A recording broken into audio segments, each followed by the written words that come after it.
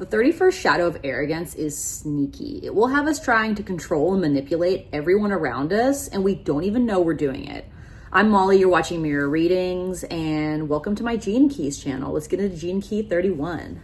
Arrogance seeks attention overtly or covertly. It could operate covertly by having a sense of false humility or being deferential, or in a reactive state, it can be straight up angry and disrespectful, constantly over asserting its own dominance or sense of authority. Arrogance actually disrupts our spiritual connection by telling us that we're never wrong. If we never examine our beliefs or have any community around our spirituality, we can just get locked in what we believe to be true and never evolve beyond that.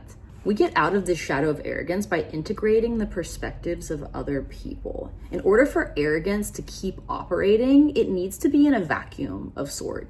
Usually when the perspective of loved ones taps in and witnesses the arrogance, it tends to subside.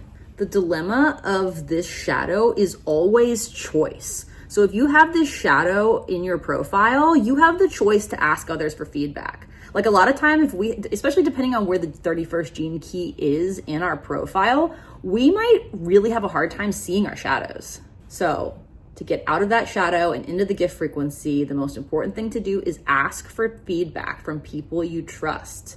Arrogance is the opposite of the gift of leadership in the sense that arrogance tries to avoid or cover up mistakes, and leadership embraces mistakes. Leadership knows that mistakes are how we evolve, and mistakes are how we build connections with each other. If everything's going smooth all the time, a lot of times our interpersonal connections are shallow. We need a little bit of friction to really get to know each other. When this gift of leadership is stabilized in someone, they have the ability to deprogram anyone that they're in contact with. So anyone who's locked up in a loop of super negative conditioning, just being in the presence of the stabilized gift of leadership could actually draw that negative programming out of them. Leaders have an innate sense of what's coming into the world and can adjust their strategy accordingly. They're ready to pivot based on what their followers need. And this is something that can't be sensed in the shadow of arrogance, because arrogance is just beating the drum of our ego. So we actually can't hear what people need, so we can't be responsible leaders. Leaders also face what others won't, including their own shadows. That's what really makes a true leader. It's being willing to be fallible in front of your followers so that everybody can learn and everyone can evolve together. And the Siddhi of humility totally transcends wrong and right. If everything in consciousness is for our own evolution, for our own highest good, then nothing can ever be bad, and nothing really means anything unless we give it meaning.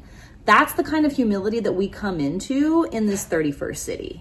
Another unique feature of humility is that it's totally free of any agenda to free others from their illusions.